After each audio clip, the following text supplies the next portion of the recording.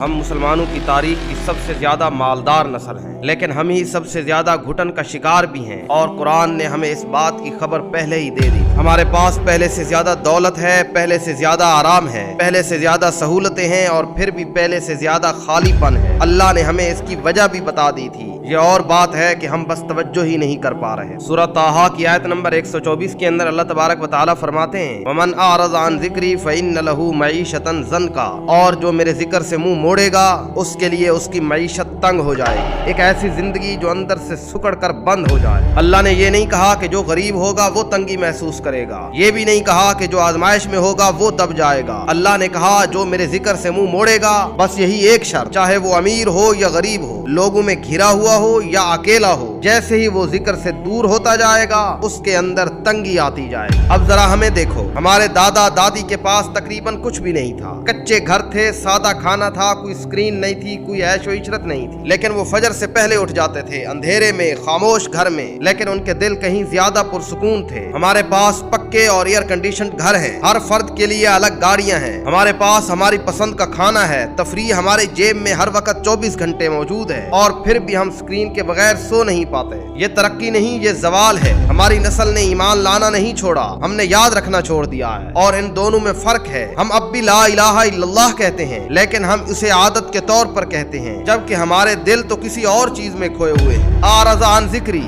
اعراض، یہ بغاوت نہیں، یہ رخ موڑنا ہے۔ تم نے اللہ کے خلاف کھڑے ہونا نہیں چنا، تم بس ہر اس چیز کی طرف مڑ گئے جو اس کے سوا تھی، کیریئر، کلائنٹ، نوٹیفیکیشنز، اگلی خریداری، اگلا سکرول، اور ہر بار یہ رخ بدلنا تمہارے دلوں کی دیواروں کو تھوڑا اور تنگ کرتا گیا۔ ہم اس گھٹن کو مزید دنیا سے دبانے کی کوشش کرتے ہیں، یعنی خالی محسوس ہو رہا ہے، کچھ خرید لو، دل تنگ لگ رہا ہے، کسی سفر کا پلان بنا لو، اور یہ چیز ایک رات کے لیے کام بھی کر جاتی ہے، پھر وہی گھٹن پہلے سے زیادہ بھاری ہو کر واپس آتی ہے، کیونکہ تم نے روح کے زخم کو دنیاوی پٹی سے ٹھیک کرنے کی کوشش کی۔ یاد رکھو کہ قرآن دولت کے خلاف نہیں ہے، اللہ نے کئی آیات میں مال کو نعمت کہا ہے۔ یہ آیت صرف کفار کے بارے میں نہیں ہے، ہر اس شخص کے بارے میں جو آہستہ آہستہ درجہ بدرجہ ذکر سے اپنا رخ موڑ لیتا ہے۔ یہ شاید میں بھی ہو سکتا ہوں اور تم بھی۔ یاد رکھو کہ قرآن میں علاج بھی موجود ہے کہ اگر گھٹن رخ موڑنے سے آتی ہے تو کشادگی واپس لوٹنے سے آتی ہے۔ بس لوٹ آؤ، ایک نماز سے شروع کرو، ایک سبحان اللہ سے شروع کرو، ایک لمحہ خاموشی کا بغیر سکرین کے۔ اس پیغام کو اپنی نسل تک پہنچاؤ، اس امت تک جس نے آسمان کو چھونے والی عمارتیں تو بنا لی مگر آسمان کے مالک سے تعلق بنانا بھول گئی۔ اور اس گھٹن کا علاج کبھی بھی زیادہ دنیا نہیں ہے، وہ ہمیشہ سے ایک ہی چیز ہے، ذکری،